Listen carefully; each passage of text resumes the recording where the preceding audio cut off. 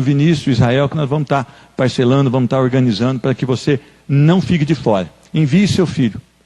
Olha, o seu filho está sendo bombardeado na escola, o seu filho está sendo bombardeado no mundo pelas coisas do inferno. Professores ímpios estão ensinando seus filhos que o homem veio do macaco. E professores bíblicos vão ensinar que Jesus é o centro da vida. Tudo foi criado nele, por ele e para ele. Cristo Jesus, a única solução para o seu filho, para a sua filha. Envie para que estejam aqui. Amém? Só isso, Vinícius? Amém? Glória a Deus. Meus irmãos, hoje pela manhã nós tivemos um tempo especial na palavra de Deus também. E nós entendemos um pouquinho sobre o amor de Deus. Porque Deus amou você e amou a mim ao ponto de enviar o seu filho. Nessa oportunidade de reconciliação do homem pecador para com um Deus santo, puro e perfeito. Nós temos então que fazer uma escolha. E essa escolha necessita da atuação do Espírito Santo nas nossas vidas. Por isso nós temos que implorar. Talvez você esteja dizendo, mas eu já sou salvo, mas eu tenho certeza que você tem um da sua família, ou mais, ou um amigo de trabalho, ou um colega, ou um vizinho que não é salvo. Então, pense só, ele precisa da salvação, que é a única oportunidade para ele viver eternamente com Cristo Jesus. Então você tem um compromisso de enviar a palavra de Deus, levar a palavra de Deus até ele, orar por ele, clamar para que a misericórdia do Senhor venha sobre a vida dele. Nós tivemos o batismo da Jo. A Jo, 1 ano frequentando cultos, frequentando a escola bíblica, ela disse, eu aceitei Jesus como Senhor, e hoje eu tenho a convicção, eu preciso passar pelas águas e professar a minha fé em Cristo Jesus. Glórias a Deus, porque Deus foi amoroso com a Jo, e a Jo hoje, ela tem se dedicado à palavra de Deus, ao estudo da palavra. Mas, como é que nós devemos viver a nossa vida? Quais seriam as características de vida que seriam agradáveis ao Senhor? O que o Senhor requer de nós? Eu queria que você abrisse a sua Bíblia em Deuteronômio capítulo 10. Deuteronômio é o 5º livro da Bíblia, capítulo 10. Se você tem dificuldade em manejar a Bíblia, eu sugiro que você venha à escola bíblica dominical, porque a gente lê bastante versículo e você pode ir pegando o jeito da coisa. E durante a semana você desliga a sua televisão, se quiser também jogue fora, faça alguma coisa com ela, e use o tempo da sua televisão para ler a palavra do Senhor, fazer uma leitura de Gênesis e Apocalipse, 1 capítulo por dia, 3 capítulos por dia, de maneira que você conseguir fazer. Não demora, não tem problema se vai demorar 1 ano, 2 anos, 3 anos, mas eu sugiro que você troque a sua TV pela leitura da palavra de Deus, pela meditação na palavra de Deus. Ela vai falar profundamente no seu coração. Deuteronômio 10, 12. Quem está comigo aí diz amém. Quem não está comigo diz misericórdia, né? Agora, pois, ó Israel, que é que o Senhor requer de ti? Não é que temas o Senhor teu Deus e ande em todos os seus caminhos e o ames, e sirvas ao Senhor teu Deus de todo o seu coração e de toda a sua alma. Amém? Senhor Deus, muito obrigado pelo privilégio que temos de mais uma vez estar aqui com a tua palavra, Senhor Deus. A Bíblia está aberta aqui, Senhor Deus, mas não há homem que possa falar alguma coisa da palavra do Senhor, a não ser que do alto venha sobre ele, Senhor Deus. Eu peço a misericórdia do Senhor sobre a minha vida.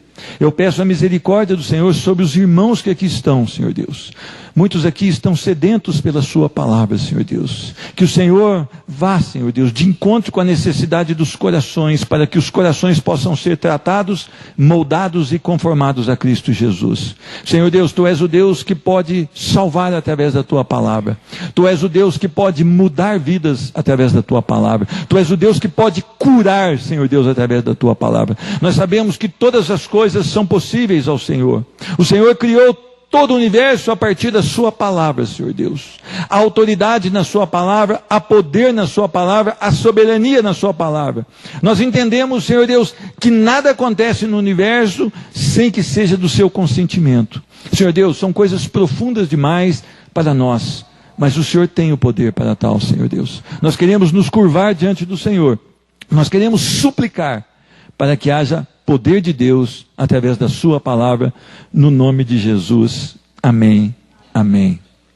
Meus irmãos, o maior desejo de um cristão deveria ser andar nos caminhos do Senhor, mas não da maneira dele, e sim do Senhor. A maior ênfase na vida de um cristão deveria ser, além de oração, leitura da palavra, um testemunho forte, um testemunho que impactasse uma vizinhança, um testemunho que impactasse talvez uma cidade, quem sabe uma geração. 12 discípulos impactaram um grande território.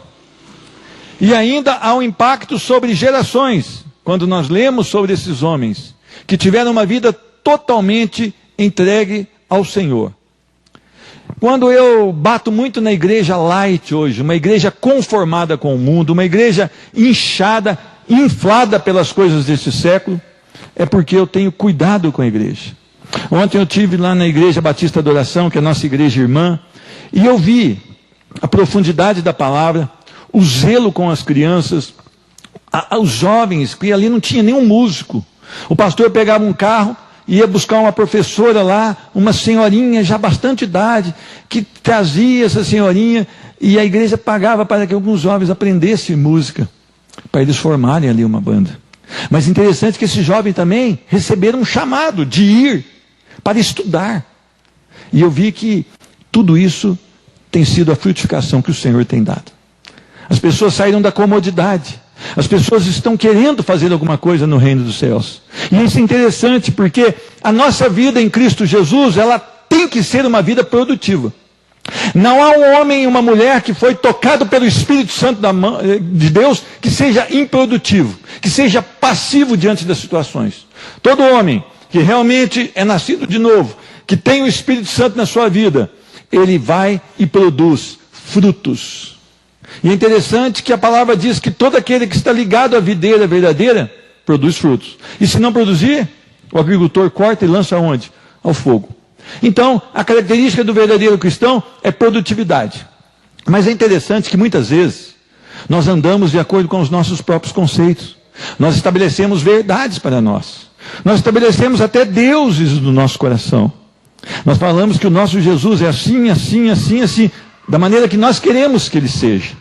Nós falamos que o nosso Deus, ele tem essas características, da maneira que nós queremos que ele seja. Mas nada disso tem valor. Isso pode ser a maior idolatria da igreja evangélica de hoje. Estabelecer um Deus, de acordo com o que ela acha que é verdade. Mas a palavra do Senhor diz que o nosso Deus, todos os seus atributos estão dentro desse livro. E é nele que nós temos que caminhar. É nele que nós temos que ter um projeto de vida.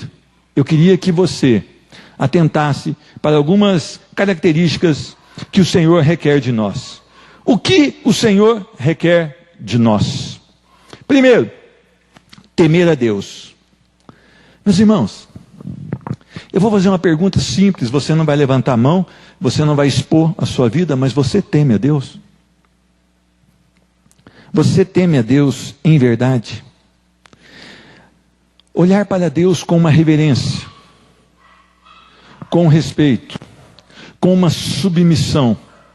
Olhar para Deus com uma dependência tão forte, tão profunda, que eu o verei de uma outra maneira. Eu verei da maneira que só Ele pode as coisas e que eu não posso nada.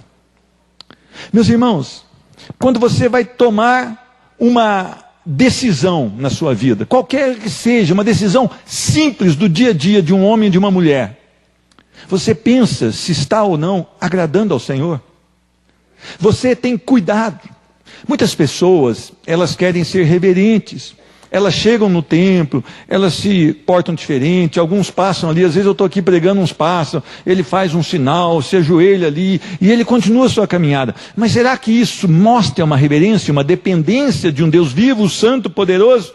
E eu vejo a Deus da maneira que Ele quer ser visto? Eu adoro a Deus da maneira que Ele quer ser adorado? Será que eu tenho buscado isso? Vida de temor é o estilo de vida que nasce do reconhecimento reverente da santidade de um Deus poderoso. Meus irmãos, as pessoas hoje, elas têm um mau hábito de dizer que tudo que elas fazem é reverente a Deus e agrada a Deus. Então, se você for num culto evangélico hoje, tem de tudo. Tudo é para Deus. O irmão começa a dançar, o irmão pula, o irmão dança de cabeça para baixo, mostra cuecão, o irmão faz de tudo. O irmão pega uma música do mundo, coloca uma letra evangélica, gospel, e bota na igreja, o povo, tudo isso, eles fazem para dizer que estão agradando a Deus, ou talvez, no fundo, estão agradando a si mesmo. Mas será que é assim que nasce a reverência no coração de um servo, de uma serva? A palavra do Senhor diz que a reverência é tão importante, o temor do Senhor é tão importante, que ela é o princípio da sabedoria. Quando você é reverente, você está começando algo novo na sua vida, que é ter sabedoria. Você tem reverenciado a Deus. O temor de Deus é o pré-requisito para a santidade. Eu não consigo ser santo se eu não tenho temor a Deus. Gosto muito do texto de Isaías, capítulo 6. Os serafins, diante da glória do Senhor, tapavam os rostos, tapavam os pés, e com 2 asas voavam e declaravam: Santo, Santo, Santo é o Senhor dos exércitos.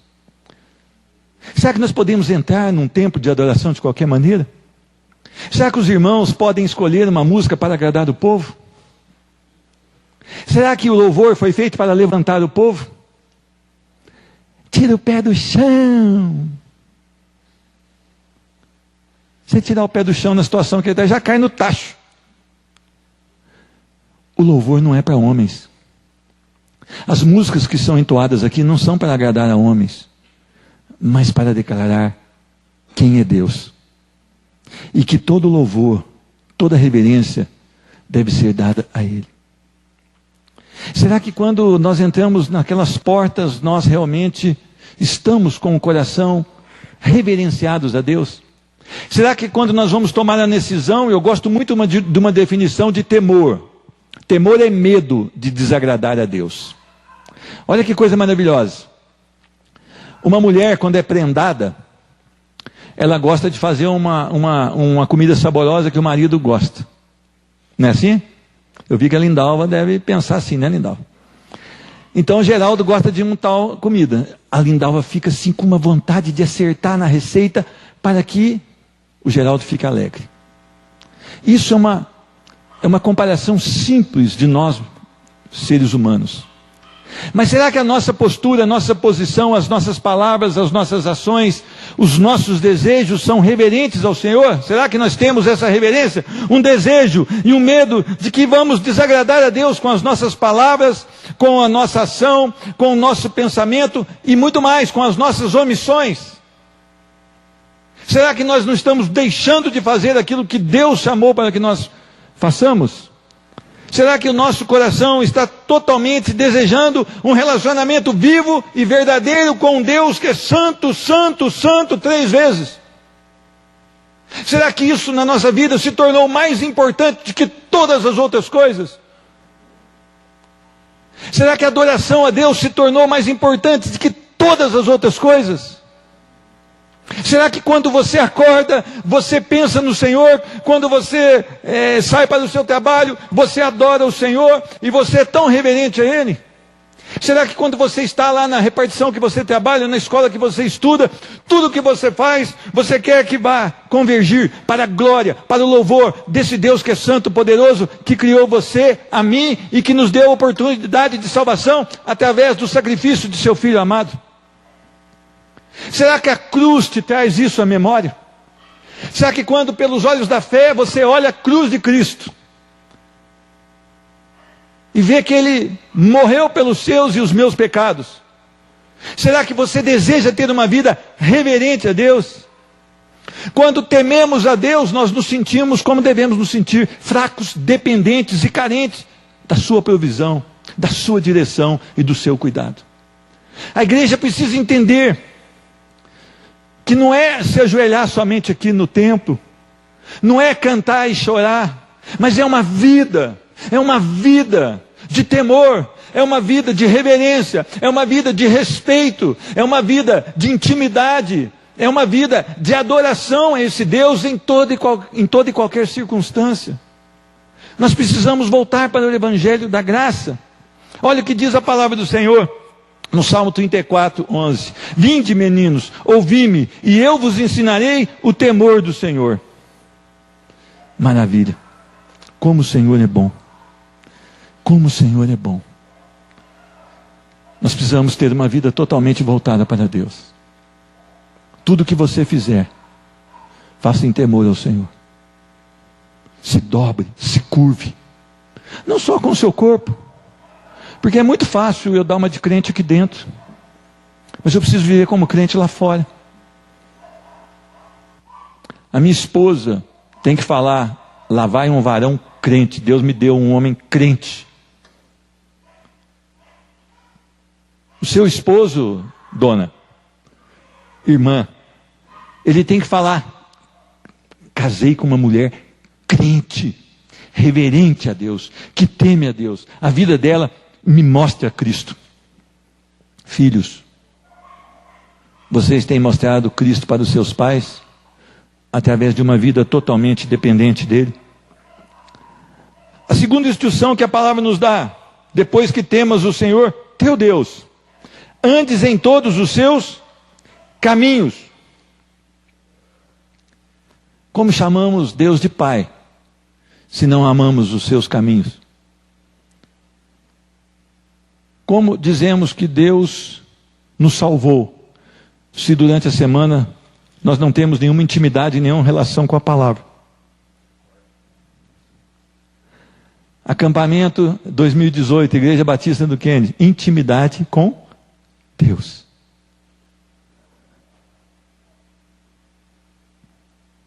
Salmo 42, 1, 2. Você tem suspirado pelas coisas dos céus. Quando você abre a palavra, você consegue sentir alegria nela. Você tem desejo de ver o próximo capítulo, não da novela, da palavra. Você lê o capítulo 1 e depois você fica com um desejo louco para chegar no capítulo 2. Como aquele recém-convertido, apaixonado por Jesus, que foi salvo pela graça, que foi retirado do poder da corrupção. Ele chega e ele quer conhecer esse Deus a quem ele quer servir e quer viver para ele agora. Então, jovens, vocês têm colocado o despertador para ler a palavra? Você deseja a palavra de Deus? Você luta com ela todos os dias? Como eu vou andar nos caminhos do Senhor? Como desconsiderar a palavra de Deus se é a mais valiosa instrução e vida? Ai, Jesus é minha vida, irmão. Né? Arrepiou. Não lê Bíblia, não vem ao culto, não vem à escola bíblica, não vai à célula, não conversa sobre as coisas de Deus. Lá no trabalho é conhecido como um descrente porque tem um testemunho terrível. Como desprezar a palavra de Deus? Esdras, quando leu a palavra, das 6 da manhã ao meio-dia, eles leram. Sabe o que aconteceu com o povo? Diz que o povo lançava a cabeça no pó e jogava a terra sobre si, em arrependimento e humilhação, e glorificava Deus. Só leu a palavra. E se eu chamar vocês aqui no culto e falar, hoje, irmão, os cantores todos no banco, nós vamos só ler a palavra durante 1 hora, e depois nós vamos ter meia hora de oração. Você volta na próxima semana, você foi pego de surpresa, mas você voltará na próxima semana, a palavra te atrai, você deseja a palavra de Deus. Hoje nós tivemos 40 minutos em um versículo. Por quê? Porque a palavra de Deus é rica, nós não conseguimos nem sequer penetrar nela direito. Nós não temos o entendimento, senão pelo Espírito Santo, de compreender e de se maravilhar em cada linha da palavra do Senhor. Salmo 119, 176 versículos que dizem o quê? Que a palavra do Senhor é maravilhosa. Mas será que ela é maravilhosa para você ou só para o salmista? Será que ela é maravilhosa para mim ou só para o salmista? Porque se eu tenho tempo para todas as coisas, porque eu não tenho tido tempo e prazer na palavra de Deus? Nós devemos desejar a palavra mais do que o ouro e do que a prata. Meus irmãos, olha como está o nosso país. O povo quer dinheiro. A corrupção, ela inundou o nosso país. Só se fala de escândalo. Foram tantos escândalos que até agora não tem como julgar, né? Você viu? O negócio ficou perdido. Por quê? Porque esse povo sequer conhece a palavra de Deus. Eles perguntam, o que o Brasil precisa para melhorar? Ah, precisa de fazer isso. O que precisa? Precisa de fazer aquilo. Sabe o que o Brasil precisa? Da palavra de Deus. Se você ler a palavra de Deus hoje numa escola, talvez você seja retalhado, expulso. Se você ler a Bíblia em um país daqueles que perseguem a igreja, você vai ser morto. Ana sonhou que foi para a Mongólia, né? Eu sonho que ela vai para a África. E vai morrer lá pregando o evangelho. Não sei se é de malária, febre amarela, do que vai ser, mas vai morar na glória do Senhor. Mongólia. Eu fui olhar onde que era o negócio, perto da Rússia. Ela sonhou que ia para a Mongólia. Eu falei, Deus te abençoe, irmã. A mãe não concordou, né, irmã? Mas pensa bem, se ela entrar naquele país, pregar o evangelho, e 2 vidas da Mongólia forem salvas, depois ela, perde o pescoção. Mas 2 vidas vão ser salvas em Cristo Jesus e vão morar na eternidade. Porque a palavra diz que nós devemos pregar o evangelho da graça, que nós devemos anunciar a Cristo Jesus. Tire seus filhos da bolha. Instrua os seus filhos a amarem a palavra de Deus. A Ju, quando anunciou a gravidez dela agora, eu falei, Senhor Deus, eu não sei se é missionário ou missionária, mas se for pela minha vontade, vai pregar o evangelho da graça, Senhor Deus. E nós vamos enviar. Eu não sei se eu vou estar vivo, eu não sei se eu vou ter moedor na minha boca ainda, eu não sei de nada, Senhor Deus. Mas que ele seja enviado. Que ele pregue o evangelho, ou que ela pregue o evangelho da graça. E que vidas sejam alcançadas. Porque essa vida aqui é praticamente nada. 70, 80. Mas lá é uma eternidade. E se Deus tocar no coração dessa vida, não há quem vai segurar essa vida, nem os pais.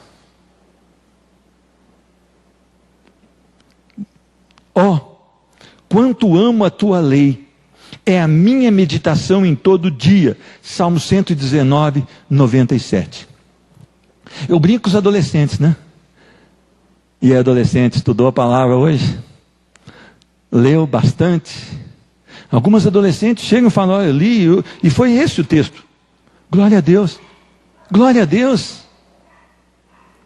Mas será que você tem esse amor? Quão doces são as tuas palavras ao meu paladar, mais doces do que o mel à minha boca. Salmo 119, 103. Lâmpadas para os meus pés, luz para os meus caminhos, são a tua palavra. 119, 105. Guardo no meu coração as tuas palavras para não pecar contra ti. Isso não é canção da Cassiane não, meu irmão. Isso é plágio. Ela pegou da palavra. Glória a Deus que pegou da palavra. Só esse pedacinho, né? Pelo menos um pedacinho tem. Guardo no coração as tuas palavras para não pecar contra quem? Contra o próprio Deus. Olha o zelo do salmista.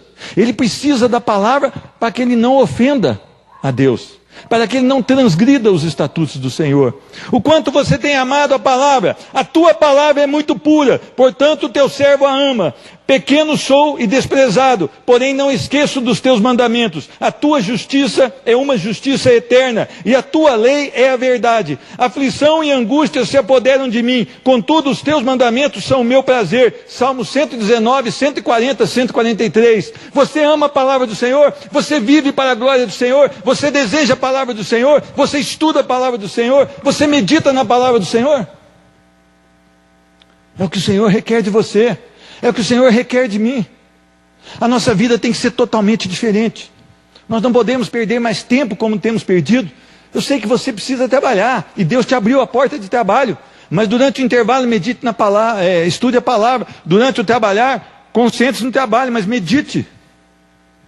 Quando você chegar em casa, meu irmão, tem 2 coisas que eu quase arranquei da minha casa.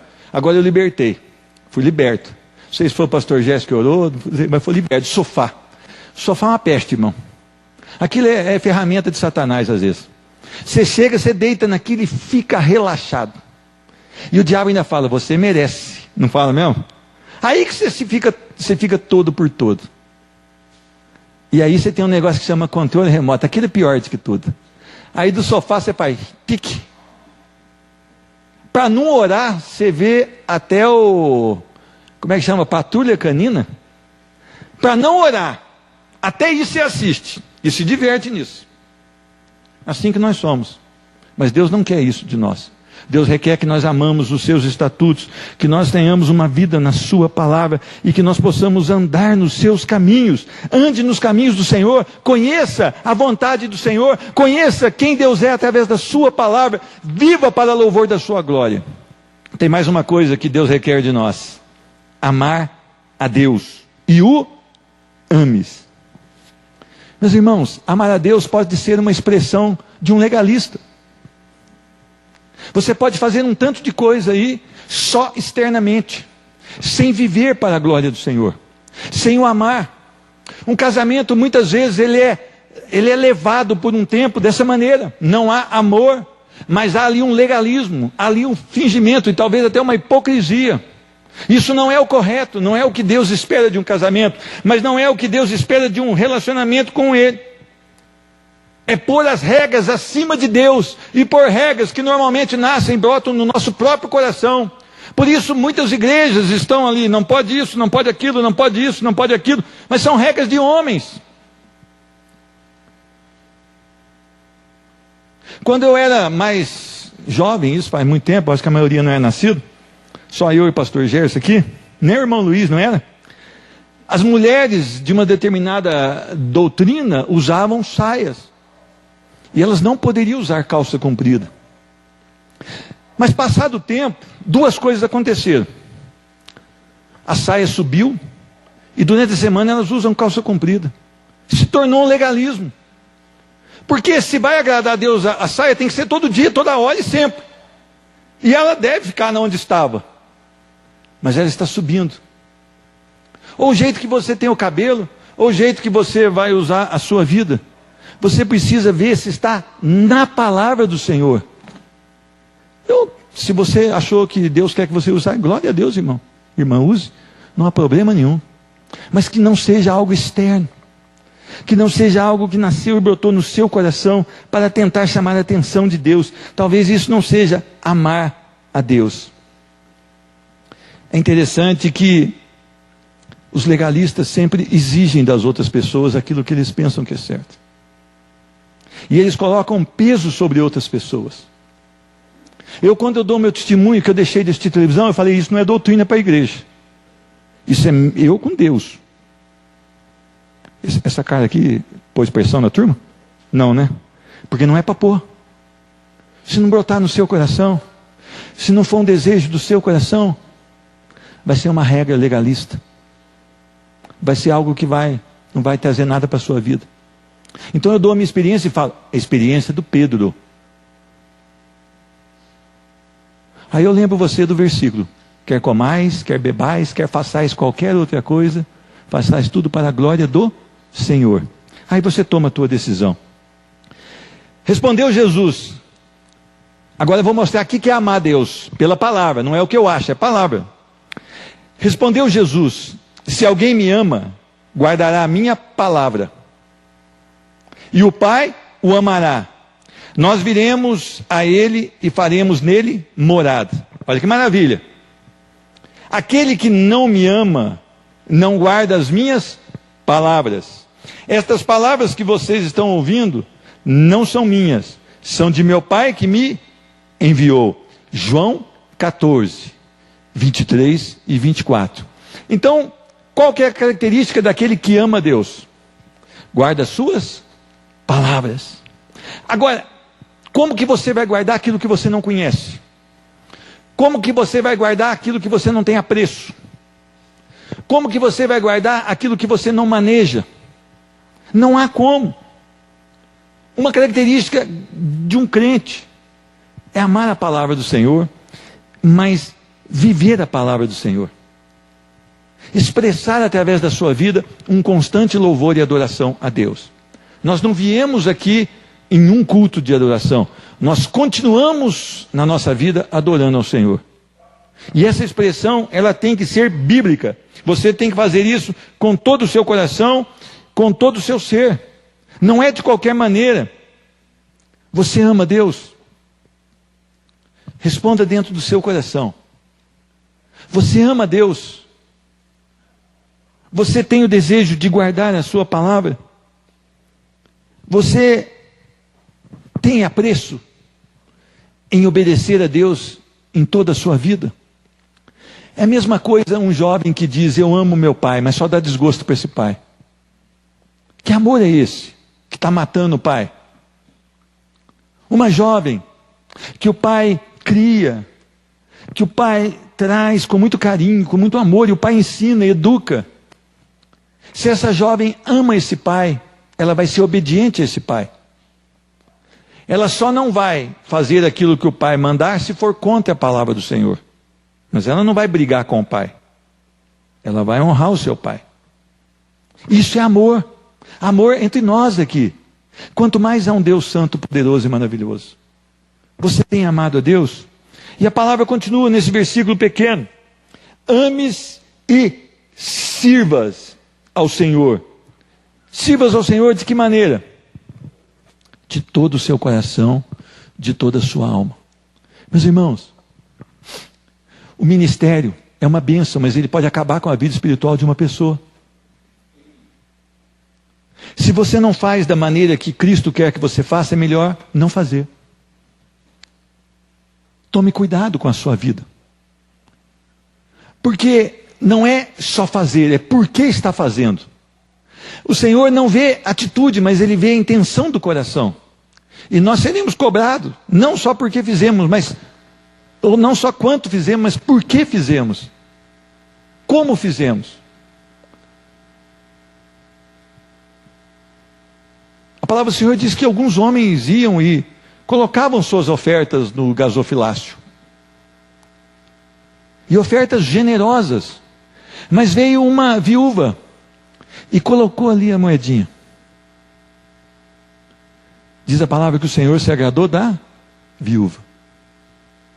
Porque ela não apenas fez, mas ela fez do melhor que ela tinha.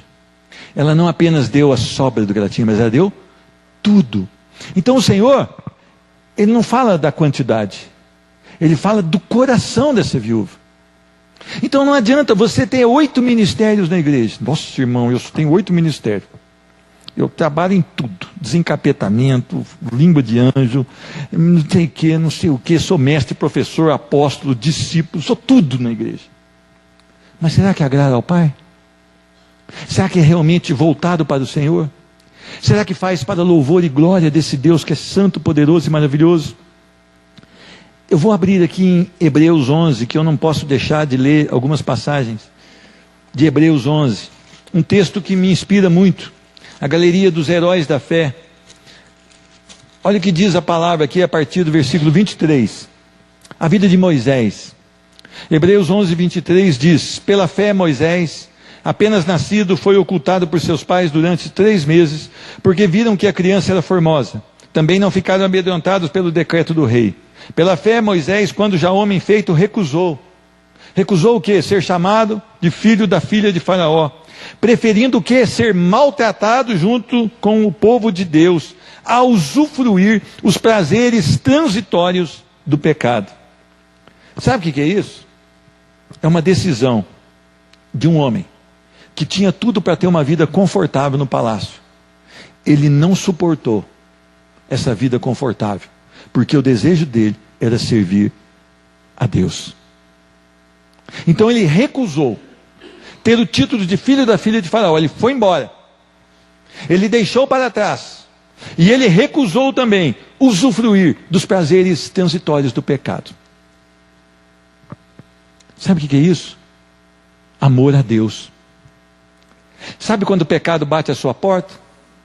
Cumpre a você o quê? O que diz lá em Gênesis 4? Cumpre a você dominá-lo. Ah, irmão Pedro, queria falar com o senhor que eu não aguentei. Eu não aguentei, a mulher lá me deu bola e eu parti para cima mesmo. O que o senhor tem para mim? Eu tenho que ser um safado, um adúltero, um sem vergonha. Você precisa de conversão, você precisa de nova vida em Cristo Jesus. Quem sabe Deus hoje vai ter misericórdia da sua vida e vai mudar a sua história. Ai, mas eu não aguentei. Olha, não há tentação além das vossas forças. Deus não permite isso. E junto com a tentação vem também o escape. 1 Coríntios 10, 13, se não me engano. Então não há o álibi para o pecado. O pecado precisa de uma palavra: arrependimento. Ah, irmão Pedro, o que aconteceu, irmão? Olha, irmão, eu estou aqui arrependido. Eu preciso conversar com a minha esposa porque eu cometi um adultério. Eu estou arrependido, eu pequei contra o meu Deus, a minha vida se tornou um transtorno, porque eu não consigo dormir, o pecado está como o pecado de Davi, está todo o tempo adiante de mim, e eu fui um canalha. Mas eu estou arrependido, eu tenho chorado, eu tenho buscado na palavra. É outra situação, é outro tratamento para essa pessoa, correto ou não? Amor a Deus, servir a Deus, engloba tudo isso, servir a Deus de coração e de alma. E Moisés, ele continua aqui, versículo 20, pela fé igualmente Isaac, 26, porquanto considerou o opróbrio, a vergonha de Cristo por maiores riquezas do que os tesouros do Egito, porque contemplava o galardão. Olha, esse povo diante de Cristo, eles estavam olhando para Cristo. Todas as coisas apontavam para Cristo, desde aquele primeiro cordeiro que foi sacrificado e foi feito uma veste para Adão e uma veste para Eva. Já significava que Cristo Jesus seria a grande aliança, a perfeita aliança, que viria para restaurar e reconciliar o homem com Deus. A arca de Noé, Cristo. A serpente de bronze, Cristo. Por isso nós precisamos ser ousados em obedecer, em amar, em servir a Deus. Pela fé, ele abandonou o Egito. Egito significa na Bíblia pecado, mundo, não ficando amedrontado com a cólera do rei. Antes permaneceu firme, como quem vê o que é invisível. Os olhos de Moisés, os olhos da fé de Moisés estavam em Cristo Jesus, estavam em servir a Deus, em amar a Deus sobre todas as coisas. Moisés não levou em conta aquele luxo, aquela comida, não levou em conta tudo aquilo que ele tinha, porque ele queria era Cristo. Olha o que diz a palavra aqui: pela fé celebrou a Páscoa e o derramamento do sangue, para que o exterminador não tocasse nos primogênitos dos israelitas. O sacrifício do Cordeiro Santo era celebrado desde a saída do Egito. Só em Cristo a salvação. Sirva a Deus com todo o seu coração, com toda a sua alma. E é interessante que esses heróis da fé, no versículo 33, ele fala da seguinte maneira: homens e mulheres, os quais por meio da fé subjugaram reinos, praticaram a justiça, obtiveram promessas, fecharam a boca de leões, extinguiram a violência do fogo, escaparam ao fio da espada, da fraqueza tiraram força, fizeram-se poderosos em guerra, puseram em fuga exércitos de estrangeiros, mulheres receberam pela ressurreição os seus mortos, alguns foram torturados, não aceitando o seu resgate para obterem superior ressurreição. Meus irmãos, estes homens morreram, estas mulheres morreram sem negar a Cristo, porque os olhos estavam na eternidade e não aqui nessa vida. Talvez você, talvez eu, um dia esteja sujeito a isso. Ou você nega Cristo ou você morre. Qual será a sua decisão? Eles queriam aquilo que era maior do que essa vida. Eles estavam com os olhos totalmente em Cristo Jesus, não aceitaram seu resgate, porque tinham algo muito melhor na eternidade com Cristo. E continua no versículo 36, outros por sua vez passaram pela prova de escárnios e açoites. Ah, irmão, eu não vou mais na igreja que eu fui humilhado. Oh, glória a Deus, você foi humilhado por Cristo. Aleluia, dá glória a Deus. Glória a Deus. Mateus 5,12. Quando te injuriarem, quando te difamarem, acalme teu coração, porque grande será o vosso galardão, o vosso prêmio. E ele continua aqui: foram escárnios e açoites, sim, até de algemas e prisões, foram apedrejados, provados, cerrados pelo meio, mortos a fio de espadas, andaram peregrino. Tinha luxo não, meu irmão, peregrino. Tinha nem casa, nem morada. Vestido de peles de ovelhas e de cabras, necessitados, afligidos, maltratados. E aí a Bíblia trata: homens dos quais o mundo não era digno. Sabe o que é isso? Quem serve se torna menor. O mundo não vai entender um servo. O mundo quer o glamour. O mundo quer reverenciar homens e mulheres que estão no poder. Mas um servo, ele não quer esse glamour. Ele prefere morrer do que negociar valores da palavra. Ele prefere passar por açoites do que negociar a Cristo Jesus. Pastores diluem o evangelho. Pastores estão levando um evangelho totalmente adocicado para arranjar ovelhas, que não vão ser ovelhas, porque não tem a palavra viva.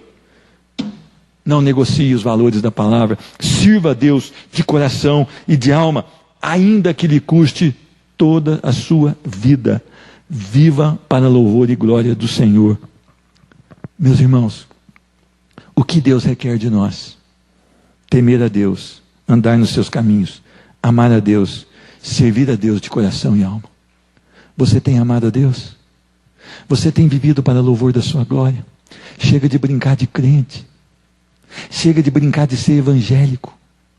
Nós não precisamos ser reconhecidos por esse mundo.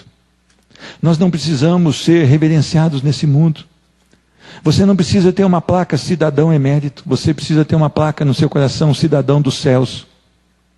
É uma eternidade que está em jogo. A eternidade não tem fim.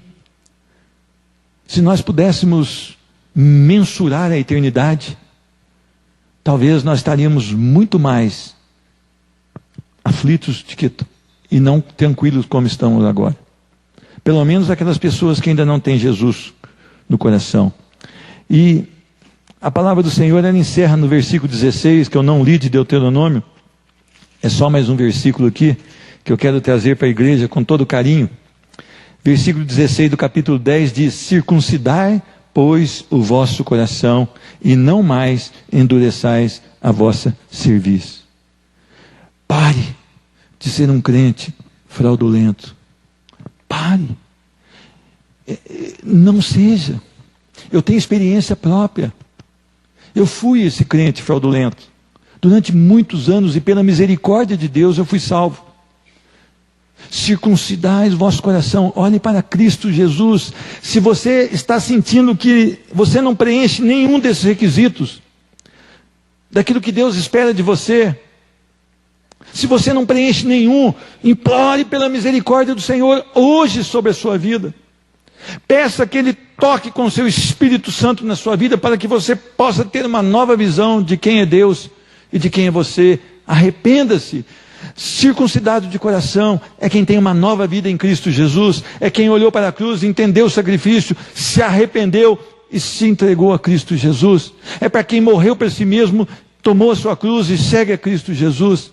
É para quem entendeu no seu coração que nada aqui pode ser comparado com a vitória que nos espera na Jerusalém celestial. Vale a pena, irmão, vale a pena. Renuncie sua vida por Cristo Jesus. Circuncidados de coração e homens não de dura serviço. Homens arrogantes, incline sua cabeça, se prostre diante do Senhor, que Deus satisfará os desejos do seu coração. Amém? Eu queria te convidar a ficar de pé. Nós vamos encerrar hoje de maneira mais simples. Vocês hoje foram guerreiros desde pela manhã, lutaram muito, né? A batalha do Senhor, glória a Deus. Eu quero orar pela sua vida. Senhor Deus, muito obrigado pelo teu amor, pelo teu cuidado. Muito obrigado porque Cristo Jesus é a aliança perfeita, Senhor Deus. Senhor Deus, nós não teríamos condição alguma de ser reconciliados com o Senhor, a não ser pelo amor que o Senhor tem para conosco, de fazer uma aliança com Cristo Jesus, morto na cruz do Calvário e ressurreto ao terceiro dia. Senhor Deus, nós não temos palavras para expressar adoração ao Senhor, mas Tu conheces cada coração aqui, Tu sabes, Senhor Deus, o que precisa ser tratado em cada coração.